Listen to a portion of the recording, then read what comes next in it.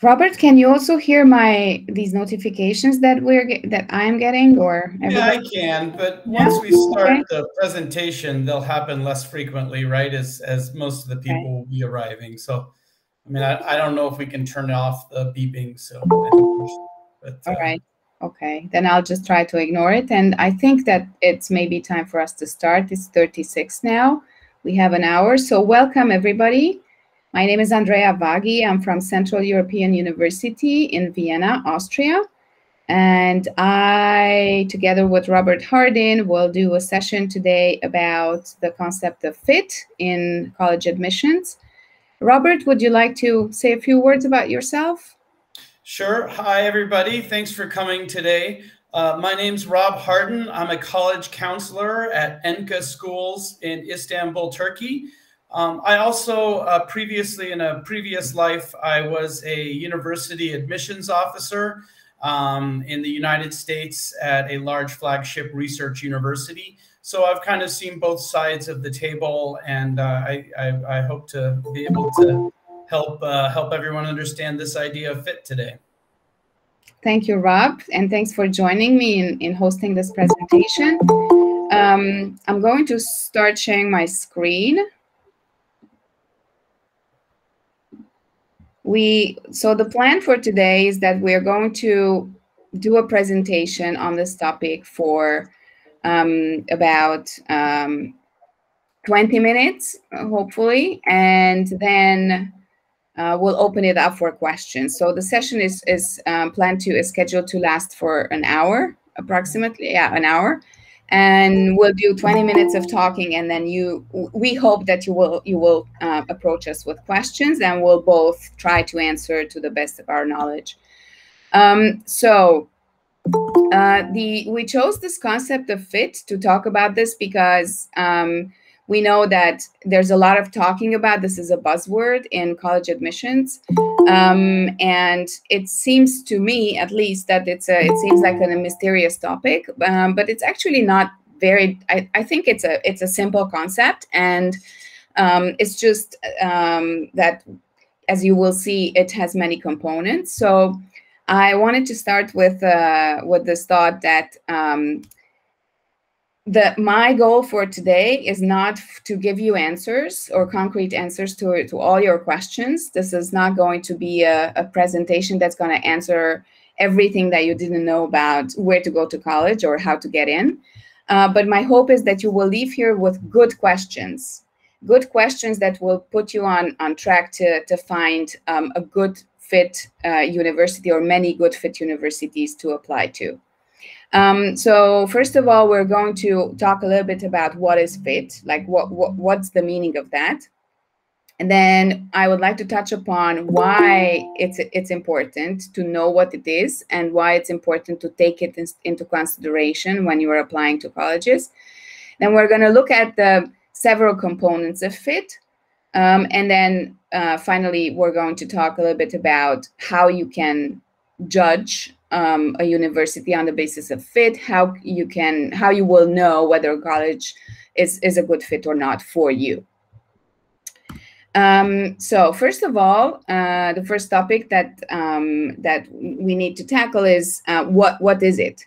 And I approached it from two ways. So on the one hand, fit means that you are asking a question from yourself. What am I looking for? So what are my priorities? So you are the main subject of this question. Like, what's a good fit for me? Okay. And then you can also look at it from the other side and say, who are the students that universities are looking for? So what's a good fit for the universities? There has to be a match between the two. So hopefully you will understand how to pick the universities that are a good fit for you, that will also think that you are a good fit for them. So for the first one, for your priorities, to understand what is a good fit for you, you will have to examine yourself. You will have to do self-reflection, think about your qualities, your preferences, your what you like, what you don't like, how you learn well, what is an environment where you feel comfortable and where you can learn effectively. And for that, you will have to do conversations with yourself, but also conversations with other people. For example, your counselor, your parents, friends, teachers, anybody who knows you well, and anybody who is willing to explore some answers to these conversations with you. And let me just add really quick that list of priorities that you're going to create for what is important to you, there's some obvious ones that you should probably pay attention to, like, do they have the subjects you want to study? Is it the location? Can you afford it? Those kind of things. But after that, there are a lot of priorities that could be totally up to you. And if it's important to you, that means it's important. Even if it's something silly or frivolous, you know, you want to be near a beach. You've always wanted to live near a beach. Well, that's a fine thing to make sure that the university matches. You have family that lives in Hungary, so you want to go to a university in Hungary. You have family that lives in California, so you must go to, so that's a fine thing. The priorities are not set. They're each individual. They're unique to the individual and the family. That's correct. So if you look at the same topic from the university's angle, or, you know, what do universities want? What kind of student is a good fit for them, and how you can find out about that. So then you will need to examine the universities and what they say about themselves. You go visit their website, you read what's there, what they say about what kind of students they are looking for. You watch the materials that they post about themselves. You go visit the university to experience it yourself. You ask questions. You reach out to admissions people, or you email a current student at that university, or you ask your friends who might be going there, or, you know, your neighbor or someone that, you know, you look for people that have firsthand experience about that university, and you try to find out whether you would be a good fit for them if you like them already. Okay, so going further,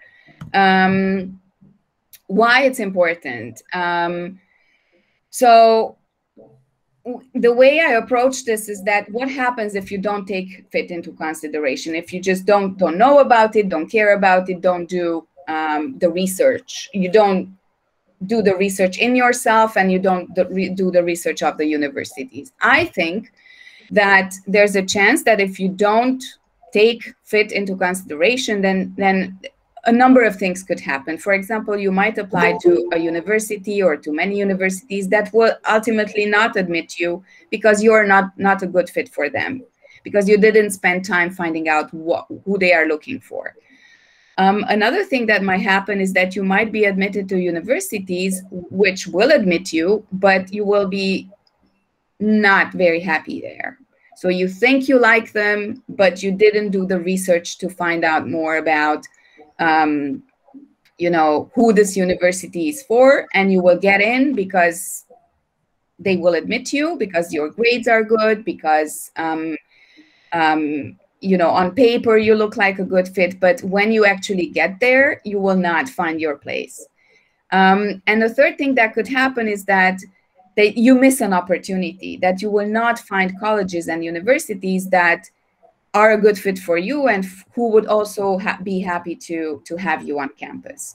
So, you know, maybe in a sentence, I would say that finding out what's a good fit for you will increase your chances of getting accepted at a university where you will be happy, and as a consequence, you will also be successful. Rob, do you have anything to add here? Why it's important? Yeah, well, I like to. One of the things I like to say is, right, so we all know Harvard, of course, and Harvard's generally considered one of the top universities around the world. Well, do you know Harvard does not have an undergraduate business program? Harvard gets very cold in the winter, and it's in a fairly large city, Boston. Now, if you want to study business and you hate the cold and you really are looking for a small college town, but you get admitted to Harvard and you decide to go to Harvard because Harvard is so top ranked, and you get there and you're miserable and you never leave your dorm room, your residence hall, you never leave your room. You start missing classes because there's so much snow outside. You don't want to go outside. And after 1 year, you fail out of Harvard. Mm-hmm. Well, congratulations on getting admitted to Harvard, right? This is a good example of where there's lots of other universities that might be a great fit for you, where you're going to be really successful. There's this concept of return on investment, ROI, return on investment. College is expensive, right? In the United States, it's super expensive, but everywhere it's a lot of money. It's going to cost you a lot of money pretty much no matter where you go. And how much are you going to get out of that investment? The happier you are, almost guaranteed, the more you are going to get out of the investment. The better match you are for the school, the better fit you are for that school, the more you are going to get out of your very significant investment. Thank you.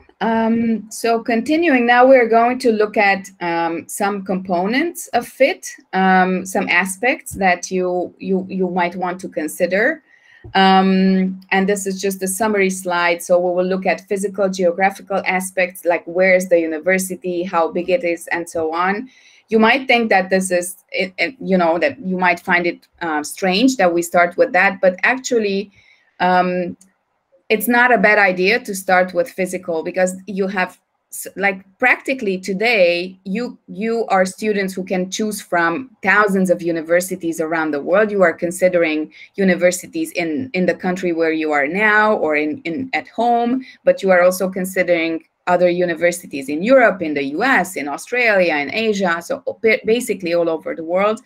And you need to, that's a good way to start narrowing down your list by looking at, like, how far am I willing to go from home, or does that matter at all?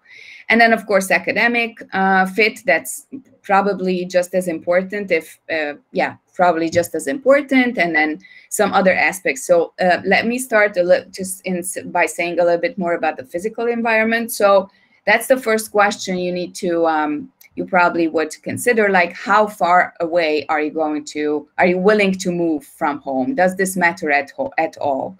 There are many students who consider both universities at home and some abroad. Why? Because for some students, the cost is an important factor, and universities at home or in their home country where they are citizens will be much more affordable than the ones abroad. Some others will also think that they can afford to pay some tuition, so they will look at universities that are abroad and will charge some tuition. So that's a good combination. Another example that I can think of is that that I actually advise students to do is to, if they are sure that they don't want to take a gap year, that at least here in Central Europe, it's pretty customary that the students find it easier to get into domestic universities or in their home country. So that's kind of they're safe universities on their safe list, which will for sure admit them. And then they also apply to a few universities that might be more of a reach.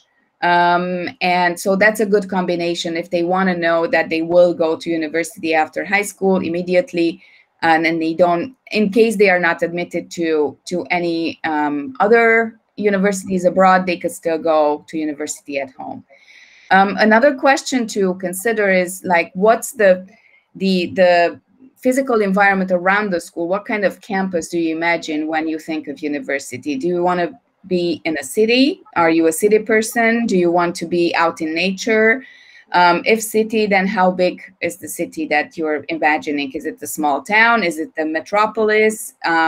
What are your preferences? And you might not be able to answer this question immediately, but you can look at what's out there and then decide, what looks better than some others. Yeah, Rob mentioned weather, cold weather. Similarly, there's hot weather. I know a lot of students that I previously worked for a university that was in the UAE, and it could get really, really hot there. And I had students who started the application and then withdrew in the meantime, in the middle of it, because they realized that they are not going to be. They come from Central Europe, from a very moderate climate, and they realized that they're not going to be able to take 40, 45 Celsius degrees for several months of the year, because that's what summer is like. And also pretty much like spring, half of spring and half of autumn is pretty hot too. So are there any deal breakers? I also know students that that will say, I really don't care. Weather is not a factor that will make it or break it for me. So I'm fine with anything. Some others will say, just like Rob said, I really want to be close to a beach. I love the sea, so I want to go to university in a place that is, at least, if it's not on the beach, then somewhere close where I can travel. Another factor is student body. How big is the university? How big is the undergraduate class that you are going to be part of?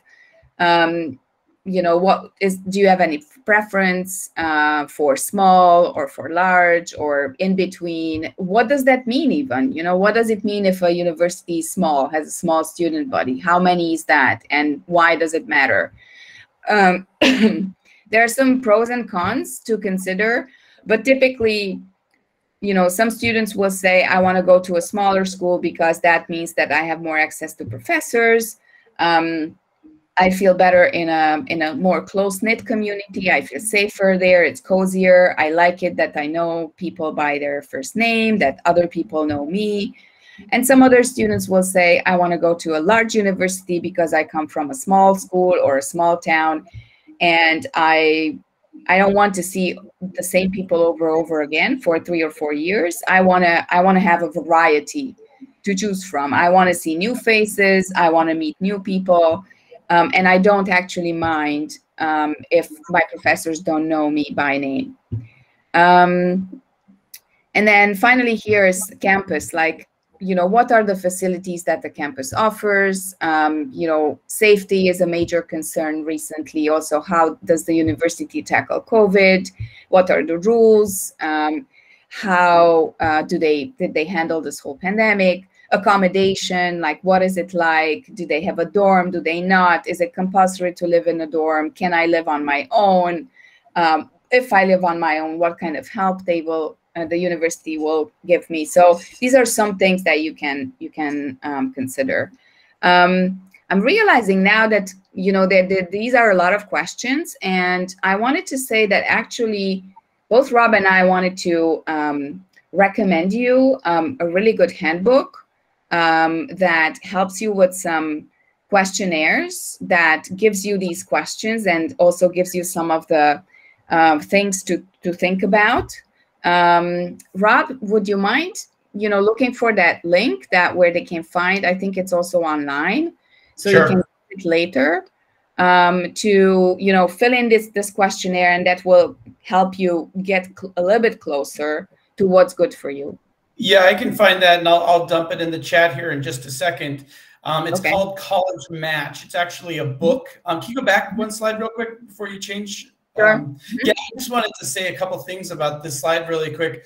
First This of all, one sorry? Which one? The physical no, environment? this one. Yeah, you're on. Sorry, this one. I thought you were changing. Sorry.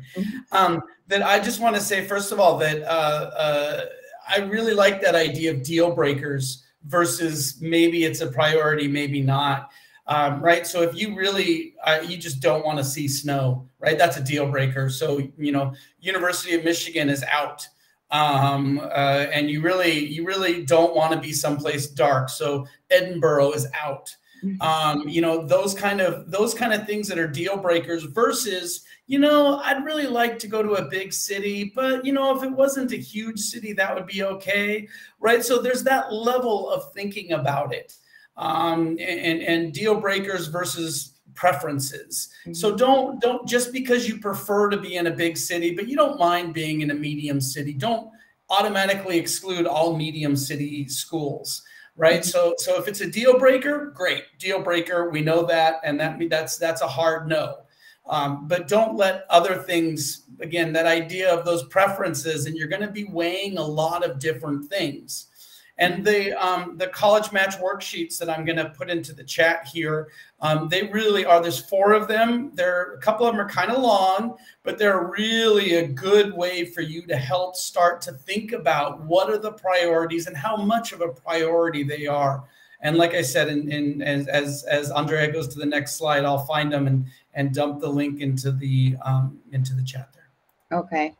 The next thing to consider is academic environment. And of course, I mean, this is pretty self-explanatory, and I think many students do that, like, what do I want to study? And it's easier for those who know exactly what they want to study. And it's a little bit more work for those who are not so sure.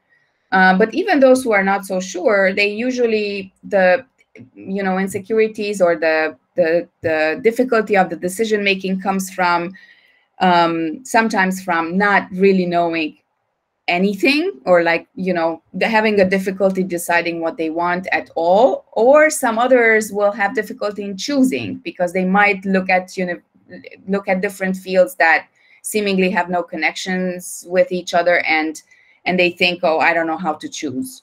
And sometimes you don't have to choose, because if you go to a university that offers a more interdisciplinary curriculum, then you might keep all your, all your preferences. For example, my university, CEU, specializes in the social sciences, but we offer multidisciplinary degrees. So, for example, we have a degree in philosophy, politics, and economics, and you start with 3, and gradually you narrow it down to 1 by the end of your studies. So you can major in one of these, but you will have the opportunity to study about the other 2 subjects as well. And the other 2 I don't want to go into details because that's not why we are here today, but an increasing number of universities, even if they are not so-called liberal arts, that in the US typically offer a lot of choice. But, increasingly universities, undergraduate programs are offering interdisciplinary programs or multidisciplinary choices in the undergraduate studies. So that's a good thing. Can you start undecided? That's another thing. And many US universities will let you start undecided, so you can just apply to the university and you don't have to exactly say what you want to study. You will be given a year, sometimes 2 years out of the 4 to just experiment and pick different things that look interesting or where you feel strong, and then give yourself a little more time to mature and to understand where your interests really lie. Another thing you might want to consider, how much freedom do I have in choosing my courses? Typically here in Central Europe, for example, national universities or local universities, if you apply, for example, to history, or you apply to business, or you apply to study mathematics, there's pretty much a set course of subject or a set range of subjects, and they will say, okay, if you apply to international relations, this is what you're going to study, and this is what the 4 years are going to look like. Very, very little space to do extra things or for you to pick, from different options. And then the other side of that is, many US type universities that offer a large range of things that you can. So basically, you can tailor the degree to your own interests. Again, learning environment, for some people, it's important that they can only learn well if they are, if they can ask questions during the class, if it's a discussion-based kind of seminar type of teaching versus big lectures. Or some people prefer actually a mix of the 2. So these things you can also find out about by researching the university websites, because they will tell you what they do and how they teach in their university. And many colleges these days also employ students, current students, to talk about their experience. So that's another source that you can turn to when you want to find out these things. Access to professors, I mentioned that. Again, if it's a big university, a large with several thousand people in the undergraduate class, your access to professors will be limited. If it's a smaller school, it might offer fewer options because there are not so many students in, for example, extracurricular activities. But on the other hand, they will make sure that, you know, whenever you have a question, your professor will be available to answer, that you'll be able to meet them one-on-one because they simply have more time. And then another thing, it's at the end of this list, but it doesn't mean that it's not. It's very important. You need to understand that the place that you're applying to, how much is that expecting of students? How rigorous the curriculum is, how much you're expected to spend studying, you know, and again, what is your approach to that? What is your attitude? Do you want to like really focus on your studies? Do you want a more relaxed environment which is not so competitive, and so on? So these are all questions you need to ask yourself.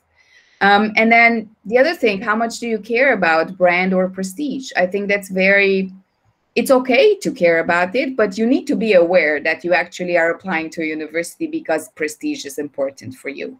And it's also important to understand that prestige or a higher place in the rankings doesn't necessarily mean that that university is the best. There's no such thing as the best. Universities are good at different things, and they are good for different people. So the question you should ask yourself is, what's the best for me, depending on what I think is important for me. Rob, do you want to add anything here? Well, just on your last point there, that I think that's incredibly important, particularly for international students that often base so much of their decision off rankings. I think rankings are a valuable tool. I think you can tell something about a school by that, but keep in mind there are thousands and thousands of universities, and if you're looking at the number 20 ranked school versus the number 60 ranked school, there's very little difference. You know, that's out of thousands. You know, there's 4,000 colleges. Just in the United States, there's 4,000 colleges and universities. Fine, only limit yourself to the top 10%, so you're going to the best schools. That's still over 400 colleges and universities. That means the 250th ranked school is still a very good school. I also think people should focus on the rankings of the majors, particularly if you know what it is you want to study. There are a lot of very good schools out there that you've never heard of that have some of the best programs in the world in their major. For instance, chemical engineering at the University of Minnesota. I'm sorry, I mostly know United States. This is true in other places as well, but I'm sorry, my expertise is at the United States. University of Minnesota, they have the #2 ranked chemical engineering program behind MIT. Indiana University has one of the best business schools in the world. They have a top business school. University of Colorado has amazing engineering programs, particularly aerospace engineering programs. And it wouldn't surprise me if you haven't heard of those schools. So don't limit yourself to just the schools you've heard of and just the schools that appear on somebody else's list that ranks the schools. You really should be out exploring, and again, taking those rankings and use them within the context of fit and what is the best thing for you, not how high it is up on the rankings. I mean, that can be part of it. Use that as part of a tool, but how does that fit into you and what is best for you? I think that's the only way to use rankings that makes sense to me. True. I also think that maybe a good way to use rankings is to look at rankings. If that's something that you really care about, look at some names right there, and then go and do your research. So don't just take it for granted that if it's, you know, number 20 or 30 on the rankings, it means that it's perfect for you. you need to find out about all those other aspects. Okay, I'm moving on. Of course, we've been talking now for more than half an hour, and this is going to take longer. But I hope that we will have some time left for questions. So this is it's still the same academic environment, you know, things to consider. So what services are offered? You know, this is mostly important. I mean, it's important. American universities, for example, are really good at offering all kinds of services. This is part of the package. This is partly why also US universities tend to be a bit pricier than other universities. But there is, yeah, you are treated as a customer there. And so this can become important if you know that you need some services, so that you would like to use some counseling, that you would like to use advising, and whether it's academic or other mentoring. Some people have special needs, you know, medical services. So be sure to, if this is something important for you, to research the university and find out what they have. Career education actually is like what the university does for you in terms of, or offers, or how does the university help you find a good career for yourself. And it was intentional. I didn't say a job, because that's not the job of a career office to give you a job, but to help you figure out what career would be best for you. You know, whether there are internships, how does the career education or career counseling office help you with finding out about internships, how to apply to them, how to prepare for a job interview, where you can go to look for jobs, like what job fairs are there, what career opportunities. In many universities, career services and alumni services are linked, because the alumni community is usually a very good resource for students to find out about new jobs. Alumni work at different companies, and they always want to, you know, usually the alumni, especially if they were happy with their university experience, then they would be happy to offer either an internship or a job to a student who comes from the same university. So that pretty much, that works really well. And I think that also determines the quality of a university, of how much they do in terms of career, educating their students about life after graduation. Good universities typically start this work at the very beginning, and that they don't leave it to the very end, because it has to, so thinking about your career has to start the moment you set foot in the university. For some people, this is also a really important factor. Does the university offer any exchange programs? Can I experience another country, another culture, another university system by studying abroad or spending some time abroad? Again, this is easy to find out. And for those who are interested in doing research in their undergrad, again, that's something that you might want to read a little bit more about. I'm going to move on to the third group of things you might want to consider: the social aspect and extracurricular offerings. So I think one of the maybe most complex thing is to try and figure out what's the general atmosphere at the university. Like, what is it like to be a student there? What is are there any special values that they care about? For example, I'm going to bring my own example. So Central European University is a university that was founded on some very, very concrete values, and namely democracy, promoting the values of open society, the rule of law, diversity, respecting diversity and embracing that, and things like that. So it mostly is built around, and all of our programs focus very much on open societies. So that's a mission that usually plays out in all of our programs, and we tend to attract people who have that same kind of mindset. So that's one thing. And then another thing to look at in terms of atmosphere, is, you know, how cohesive or how close knit the community is, or is that something that matters to you? Do you view university as you know, as a special community where you really want to take part in the life, in its life, or it's just a place where you go to take classes? It really matters. So yeah, I put in a few other things there for you to consider. You know, are you looking for something more artsy, or some university that is green or focusing on social issues, or, you know, what is it? And then diversity, that's a buzzword again that is thrown around a lot these days. But what does this really mean? What does, many universities claim that they are diverse. What does it mean? Does it mean that they have students coming from all over the world? What does that mean in the classroom? Are you going to be in a big international community, or is it going to be mostly, you know, one group or one ethnicity and then a few others who come from other countries? What does that mean for your learning? How comfortable are you with being together with, or studying together with, students who come from very different backgrounds? That's another thing that you might also want to think about. And then some, you know, does the university has a special focus, a special religious affiliation? Because that will come with a set of things that, you know, pretty much determine the everyday life at university. You know, if it's a single-sex college, then you're not going to be exposed to the other sex. So is that something that you are looking for? Is it something that you would not like? So you need to pay attention to those things as well.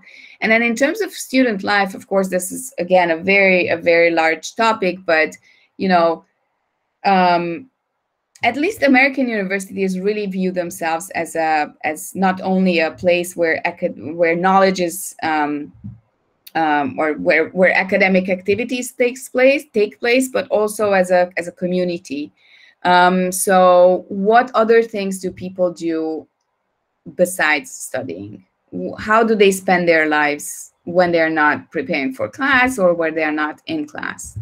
Are there clubs? Are there opportunities to, you know, do fun things that you like with like-minded people? What happens in the weekends? Does the university offer any programming for the weekend times or the weekend days? What kind of sports do they play? Is sports a thing? For example, at CEU, we don't have, like, we do sports at the recreational level, but we don't have an athletic life like many American universities do. Rob, you want to contribute here? Anything? Yeah, I'll add a couple things. I know we're running out of time, so I'll be quick. I just want to say about diversity. Oftentimes, universities will talk about international as diverse, and they might say, you know, we're 20% international, we're 15% international. And I think that's a really good measure, but pay attention, ask to dig a little deeper in that if you care. Particularly, there are 3 countries in the world that send the majority of international students: China, Korea, and India. And so somebody might say, yeah, we're 15%, out of all of our student body, 15% are international. Well, maybe 90% of those 15% are from China. Now that's great. Chinese students are wonderful and bring a bunch of diversity to campus. But if it's important to you to have diversity within the international student population, you want to maybe ask how many Turkish students are there, how many Greek students are there. So you might want to dig a little deeper into that diversity question. It might not be something they publicize, but asking an international admissions officer, they'd be glad to explain that to you.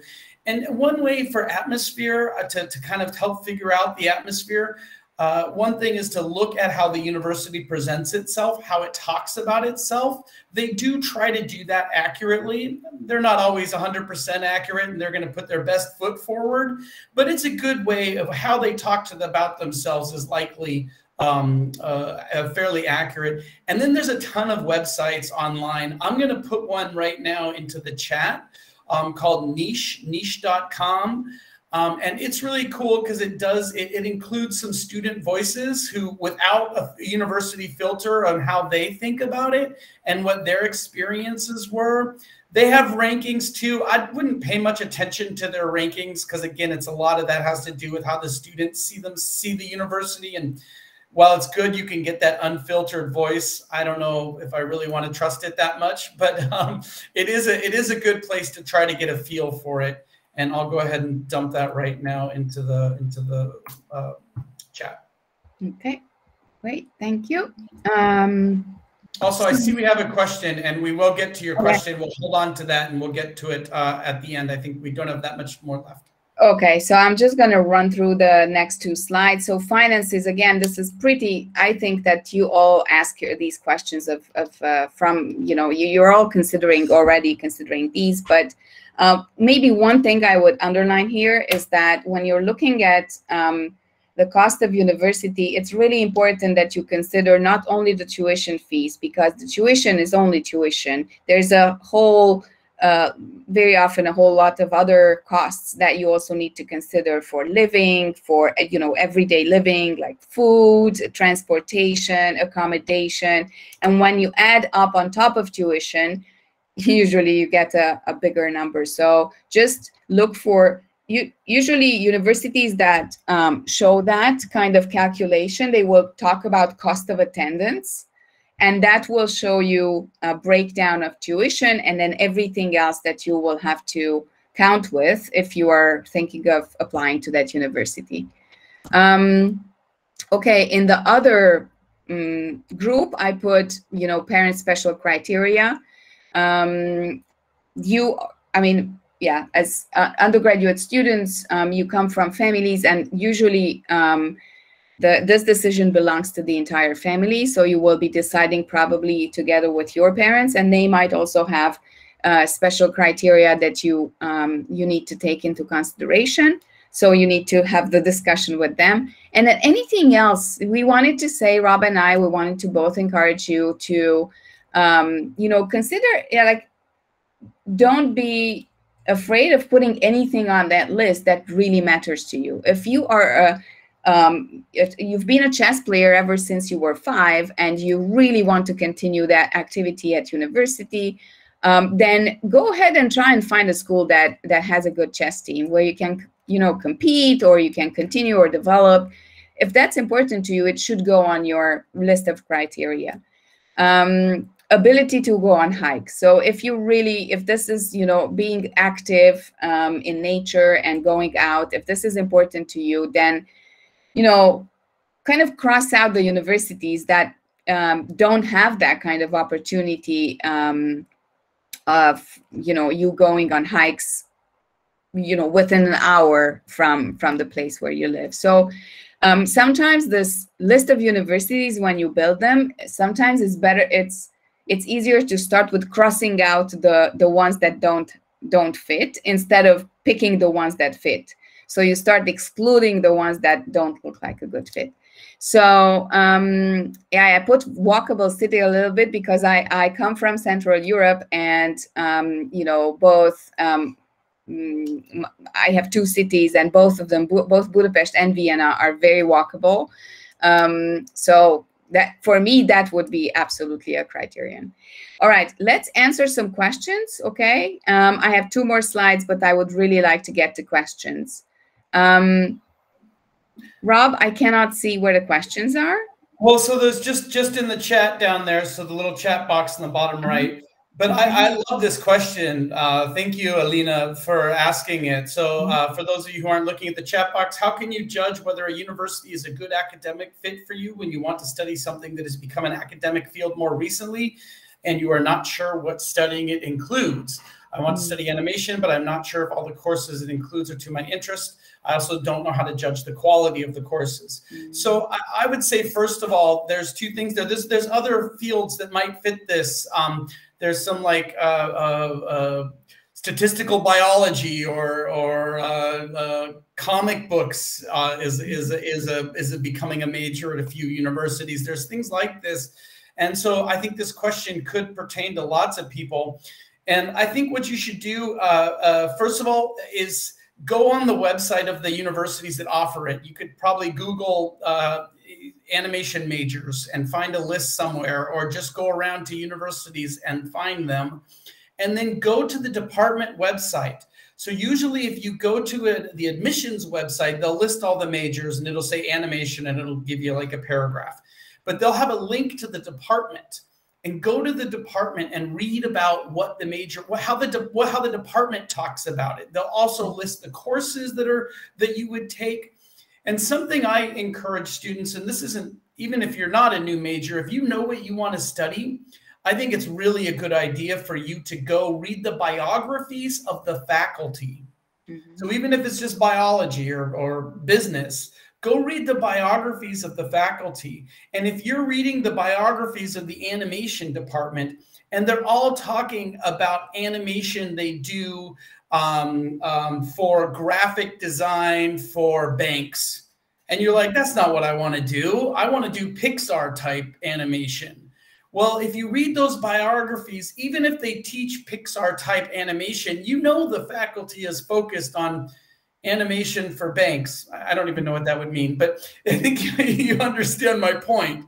So those biographies about the faculty and what they've studied and what their research is, that's a really kind of behind the curtain look at how the department runs. And a way to judge quality, again, I'm not a fan of the rankings, but you're probably right that there's probably not very many lists of top animation programs.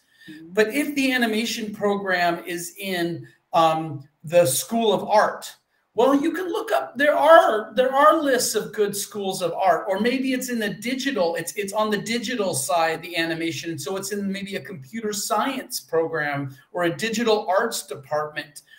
And you can find, you can learn more about the department and whether or not that department is thought of as being a good overall department. And then you can assume that that animation department within this top ranked art school or digital art school or even computer science school is probably going to be a good animation school.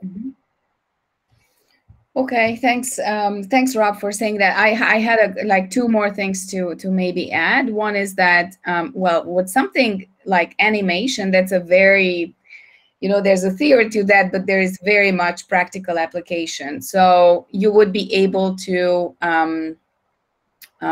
specifically those courses will have components that will teach you the skill. So do go and check out the courses and try to find out something that's measurable from how they present their courses and maybe start there to judge it. It's really difficult, so it's not easy. It's sometimes not easy to even compare programs that are not new, that are very old, because these are complex products, so to speak.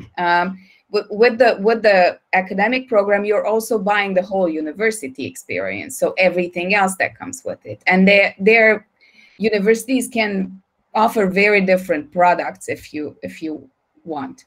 The other thing is that, if you go to the website, universities, and I work for one, are sometimes not very good at showing exactly what students want to know. But if you try and find out this information about the department, or I would say also try and find the program director or the academic director of the program, because they probably were the ones that put together the whole concept for it, so they will be able to answer questions. But if you can't, then don't spend hours on it. Go to admissions and tell them, I want to be in touch with the person who put this program together. Can you make a connection? And if they can, great, then you can ask all your questions. And maybe you can even, the first one or the first few people that you interview, so to speak, about the program, can give you some good criteria to consider when you ask the other 3 or 4 universities that you are approaching. So this is exactly what I do. I'm really sorry for the profane metaphor or the simile, but this is what I do when I want to buy a vacuum cleaner, and the products that they offer are so complicated that I don't know how to decide, what do I need that option, do I need that feature or not, or why is it good for me, and should I pay more for it or not.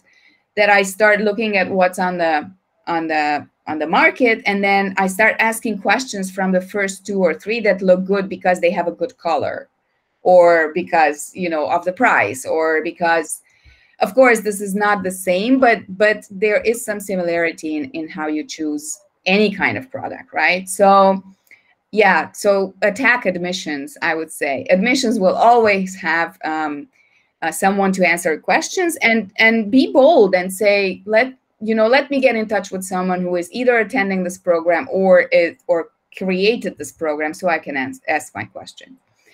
Okay, so I'm looking at the time. We have about 10 minutes left. I don't think we have any new questions, so I'm just gonna finish the presentation with like 2 more slides. Yeah, let me just say really quick though, anybody who does have questions, please throw them in the chat. We're more than happy to answer any of the questions you've got as we're finishing up here. So please go ahead and don't hesitate. Throw questions in the chat. Thank you. Thanks, Rob, for saying that. So, how to figure so the last portion of this presentation is how to figure out what's a good fit for you. And again, that has 2 components: how to figure yourself out, how to figure out what's important for yourself, and then how to figure out what the universities want, so you can match your list with their offering.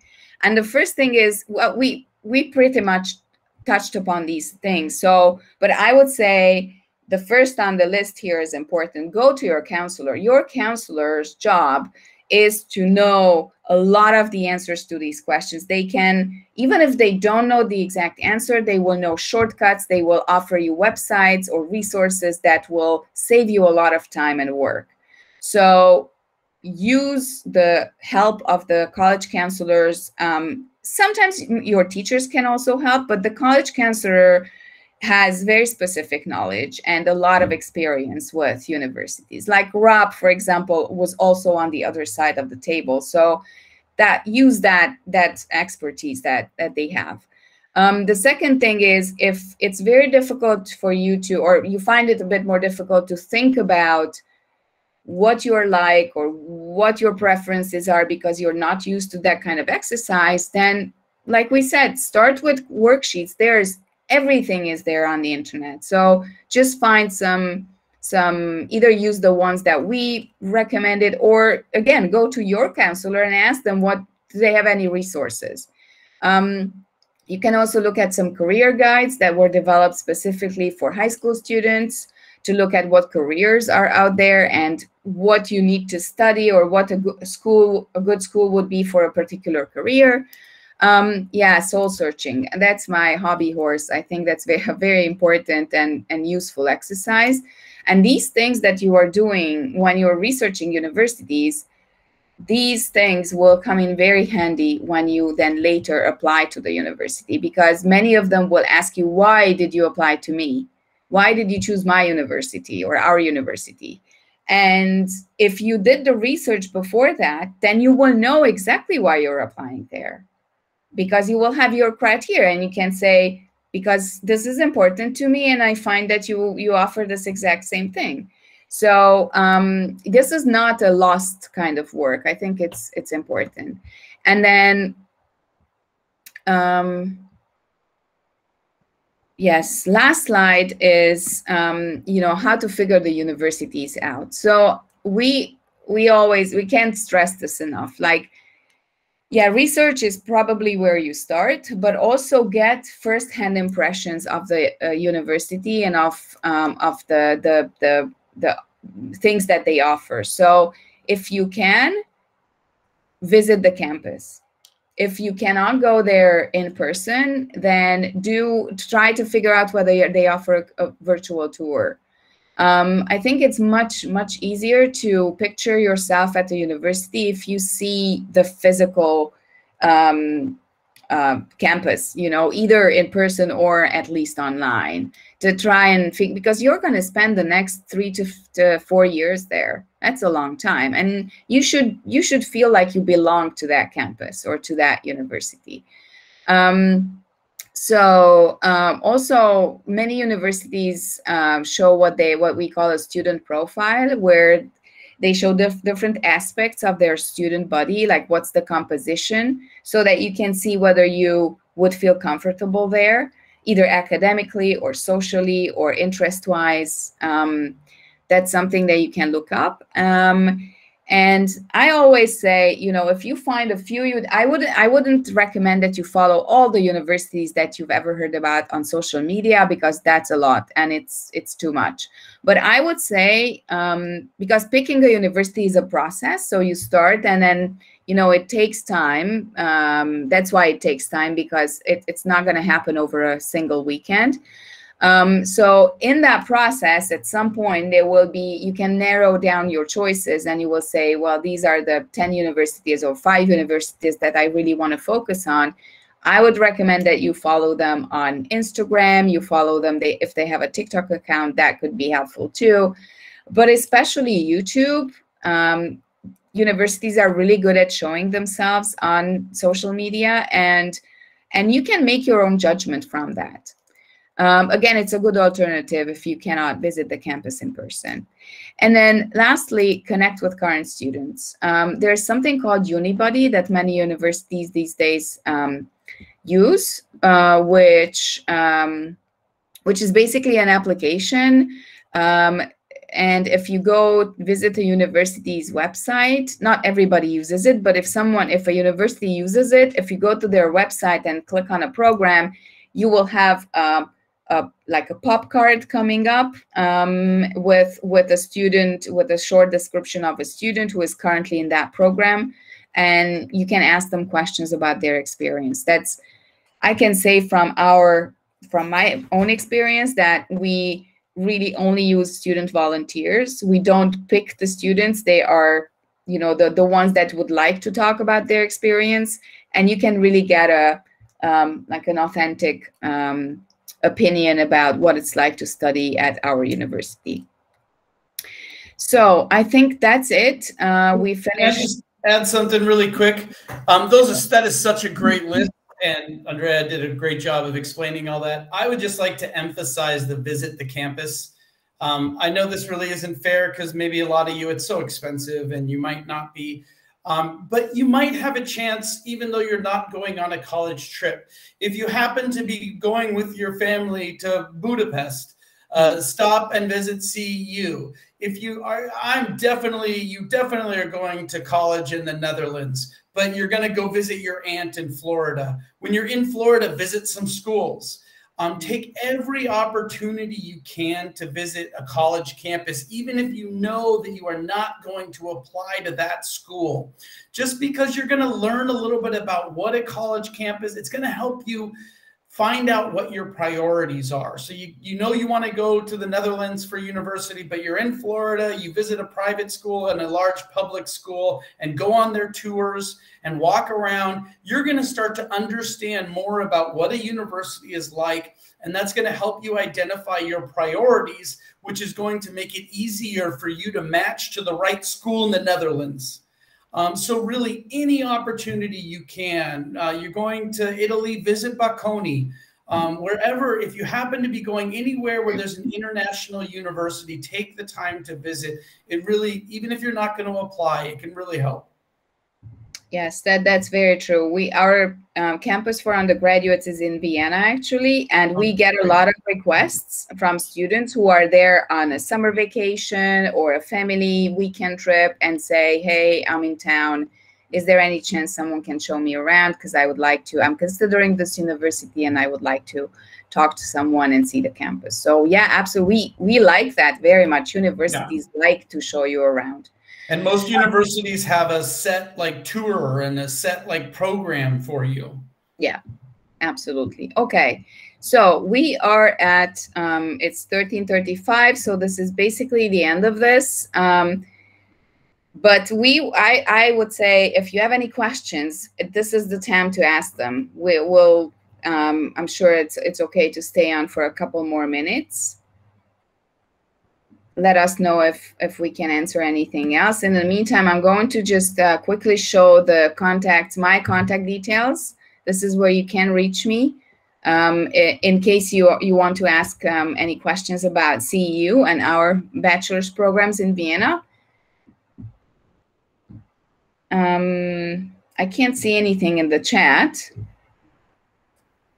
Okay, then I guess that's it, right? Thank you very much for being with us on a Sunday. Amazing that you were here. It's bright. It's a very bright, sunny day in my city, so I guess it's even nicer in Thessaloniki. No, it's not. Not in Istanbul. It's rainy and cool in Istanbul right now. Really? Okay, so we're better off right now. Anyway, so thanks for being with us and for listening, and reach out if you have any questions, and have a great rest of the Sunday. Bye, everyone. Bye-bye. Goodbye.